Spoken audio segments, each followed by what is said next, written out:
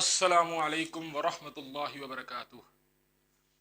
تو کیسے ہیں آپ سب لوگ؟ الحمدللہ، اللہ کا شکر ہے میں بالکل ٹھیک ہوں۔ تو دوستو، آج کے لیے جو میں نے عنوان منتخب کیا ہے وہ یہ ہے کہ قرآن اور ہمارا ریلیشن شپ کیا ہے۔ قرآن، جیسا کہ ہم سب جانتے ہیں، قرآن اللہ رب العزت کی آخری کتاب ہے جو انہوں نے حضرت محمد صلی اللہ علیہ وآلہ وسلم پر 23 سال کے عرصے میں نازل کی۔ تو یہ تو ہم سب جانتے ہیں کہ قرآن ایک کتاب ہے، قرآن کتاب اللہ ہے، لیکن ایک اور ٹرمینالوجی جو قرآن کے لیے استعمال کی جاتی ہے وہ ہے حبل اللہ۔ حبل اللہ یعنی اللہ کی رسی۔ حبل عربی زبان میں رسی کو کہتے ہیں، تو قرآن کو حبل اللہ کہا گیا ہے۔ اب اس کو ہم اگر قرآن کی نظر سے دیکھیں تو قرآن میں اللہ رب العزت کا فرمان ہے سورہ آل عمران میں، وَاعْتَصِمُوا بِحَبْلِ اللَّهِ جَمِيعًا وَلَا تَفَرَّقُوا، اور اللہ کی رسی کو مضبوطی سے تھام لو اور تفرقے میں مت پڑو۔ اس سے ہمیں پتہ لگتا ہے کہ امت مسلمہ کو جو چیز لڑائی سے روکتی ہے، جو چیز تفرقے سے روکتی ہے، وہ قرآن ہے۔ لیکن اس آیت میں یہ نہیں بتایا گیا کہ حبل اللہ آخر ہے کیا۔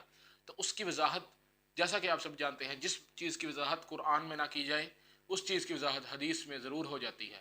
تو حدیث میں نبی پاک صلی اللہ علیہ وآلہ وسلم کا فرمان ہے کہ میں تم میں دو چیزیں چھوڑے جا رہا ہوں، انہیں مضبوطی سے تھام لوگے تو کبھی گمراہ نہیں ہوگے۔ ایک اللہ کی رسی جو آسمان سے زمین تک لٹک رہی ہے اور وہ قرآن ہے، اور دوسری میری سنت۔ لیکن افسوس کی بات ہے کہ ہم مسلمانوں نے آپ صلی اللہ علیہ وسلم کی تعلیمات کے بالکل الٹ کیا۔ ہم نے نہ قرآن کو صحیح طرح تھاما اور نہ ہی سنت کو صحیح طرح تھاما۔ اب اگر اس میں دیکھیں تو لوگ کہیں گے ہیں کیوں؟ ہم تو قرآن پڑھتے ہیں، دن کا دو پارہ ختم کرتے ہیں، ایک پارہ ختم کرتے ہیں، ایک پارہ پڑھتے ہیں، لیکن اس سب کو پڑھنے سے میں کہتا ہوں کہ قرآن کو سمجھ کر پڑھنا قرآن پر حق ہے، قرآن پر تدبر کرنا قرآن کا حق ہے۔ اور جب تک ہم قرآن کے حق کو پورا نہ کریں گے تو پھر قرآن ہمیں فائدہ نہیں دے گا۔ صرف قرآن کو دیکھ کر عربی پڑھنے سے کوئی فائدہ نہ ہوگا، ایک پارہ دو پارہ پڑھنے سے کوئی فائدہ نہیں، اور اگر ایک رکوع بھی غور و فکر کر پڑھا جائے تو اس میں بہت سا فائدہ ہے۔ قرآن میں خود کہا گیا ہے افلا یتدبرون القرآن، کیا تم قرآن پہ تدبر نہیں کرتے؟ قرآن کا حق ہے کہ اسے اس طرح پڑھا جائے جس طرح اس کو پڑھنے کا حق ہے، اس کو اس طرح سمجھا جائے جس طرح اس کو سمجھنے کا حق ہے، اس پر اس طرح تدبر کیا جائے جس طرح اس پر تدبر کرنے کا حق ہے، اس کی دعوت دی جائے لوگوں کو جس طرح اس کی دعوت دینے کا حق ہے، قرآن کی تبلیغ کی جائے۔ یہ ہے قرآن کے ہم پر حق۔ اب جیسا کہ بات ہوئی کہ قرآن حبل اللہ ہے اور حبل اللہ یعنی اللہ کی رسی ہے، یہ تو جب تک ہم اس کو مضبوطی سے تھامے رکھیں گے تو ہم کبھی بھی گمراہ نہیں ہوں گے۔ یہی گمراہی سے بچنے کا اصل رستہ ہے۔ قرآن اللہ کی کتاب ہے۔ اب اگر دیکھا جائے تو ہمیں قرآن کے سورہ فاتحہ تو یعنی کہہ لیں کہ قرآن کا انٹروڈکشن ہے، لیکن ہمیں پہلے صفحے کے بعد ہی معلوم ہوتا ہے کہ یہ واقعی کسی انسان کی لکھی ہوئی کتاب نہیں ہے۔ اگر ہم سورہ بقرہ کی پہلی ہی سطروں کو دیکھیں، پہلی سطروں کو دیکھیں تو ہمیں معلوم ہوگا کہ یہ واقعی کسی انسان کا لکھا ہوا کلام نہیں بلکہ کلام الہی ہے۔ جیسا کہ قرآن سورہ بقرہ شروع ہوتی ہے الف لام میم ذالک الکتاب لا ریب فیہ، الف لام میم یہ وہ کتاب ہے جس کے بارے میں کوئی شک نہیں، کوئی شبہ نہیں۔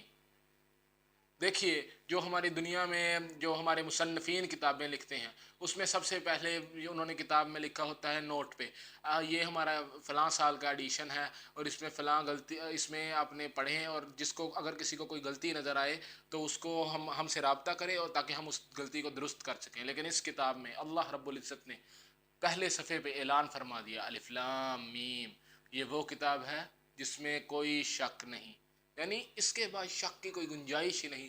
یعنی قرآن ایسی کتاب ہے جس کے بارے میں کوئی شک کیا ہی نہیں جا سکتا۔ اور اس بات پہ اکثر لوگ حیران ہوتے ہیں کہ واقعی یعنی نان مسلم وہ اس بات پہ حیران ہوتے ہیں کہ کوئی بھی مصنف اپنی کتاب کے شروع میں یہ نہیں لکھتا کہ اس کتاب میں کوئی شک نہیں، یہ کتاب کامل ہے، جبکہ اللہ رب العزت نے فرما دیا کہ یہ کتاب کامل ہے، اس کتاب میں کوئی شک نہیں ہے۔ اس سے معلوم ہوتا ہے کہ یہ اللہ رب العزت کا کلام ہے، کسی انسان کا من گھڑت کلام نہیں ہے، کسی انسان کا خود بنایا ہوا یہ کلام نہیں ہے۔ اور قرآن ہم لوگ چھوڑ چکے ہیں۔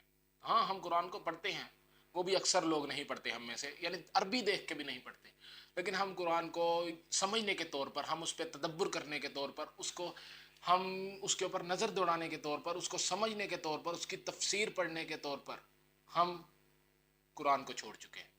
اور قرآن کو چھوڑنا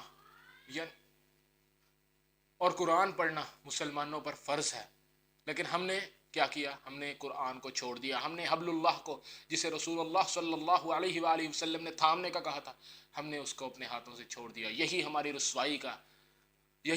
رسوائی کی اصل وجہ ہے، اسی وجہ سے مسلمان اس دنیا میں رسوا ہو رہے ہیں کہ انہوں نے قرآن اور سنت دونوں کو چھوڑ دیا ہے۔ سورہ فرقان میں کی آیت ہے، وقال الرسول یا رب ان قوم اتخذوا هذا القرآن مہجورا، اور رسول کہے گا اس دن، قیامت کے دن، کہ اے میرے رب، میری امت نے قرآن کو چھوڑا ہوا بنا دیا۔ حالانکہ یہ اس وقت کافروں کے لیے نازل ہوئی تھی، لیکن یہ اگر ہم اس وقت قرآن کو نہ تھامیں تو یہ گواہی ہمارے خلاف بھی آ سکتی ہے، یہ گواہی رسول اللہ صلی اللہ علیہ وسلم کی ہمارے خلاف بھی ہو سکتی ہے کہ انہوں نے، میری امت نے، مسلمانوں نے قرآن کو چھوڑ دیا۔ اور یہی وجہ ہے، قرآن کو چھوڑنا ہی، جیسا کہ میں پہلے کہہ چکا ہوں کہ قرآن کو چھوڑنا ہی ہماری پستی کی اصل وجہ ہے۔ اب اگر ہم غور کریں، اب سوال آتا ہے کہ قرآن کو سمجھا کیسے جائے، قرآن کے اوپر غور و فکر کیسے کیا جائے؟ تو قرآن پر غور و فکر کرنے کے لیے ہمیں عربک گرامر آنی چاہیے، یہ مسٹ ہے، یعنی گرامر موٹی موٹی آنی چاہیے، وہ بھی قرآن کی گرامر اگر ہم سیکھ لینا تو ہم قرآن کو سمجھ سکتے ہیں۔ ہمیں آیتوں کو پڑھنا چاہیے اور ان کے اوپر غور و فکر کرنا چاہیے۔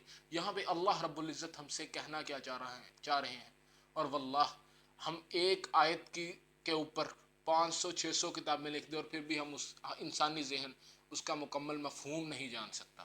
یہ ہے قرآن کی وسعت، قرآن اتنی عظیم کتاب، اور قرآن میں بہت مرتبہ غور و فکر کی دعوت ہے۔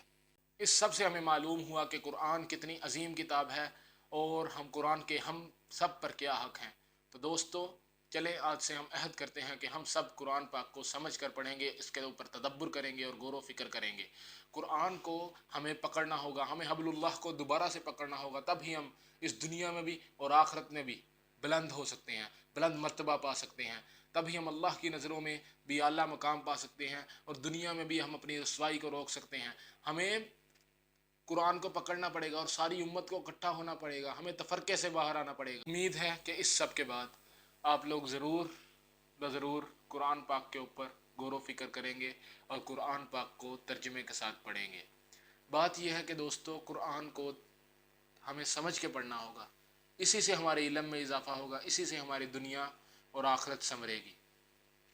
تو دوستو، اب اس سفر پہ ہم نکلتے ہیں، قرآن کو سمجھنے میں اور اپنی آخرت سنوارنے میں اور دنیا بھی سنوارنے میں، کیونکہ دوستو ہماری دنیا اور آخرت صرف اور صرف قرآن کو سمجھ کر سنور سکتی ہے۔ اللہ جو کچھ آج ہم نے پڑھا، جو کچھ آج میں نے بتایا، اس پر آپ لوگوں کو بھی اللہ عمل کرنے کی توفیق دے اور مجھے بھی اللہ اس پر عمل کرنے کی توفیق دے انشاءاللہ۔ چلیں پھر اب میں رخصتی چاہتا ہوں۔ السلام علیکم ورحمۃ اللہ وبرکاتہ۔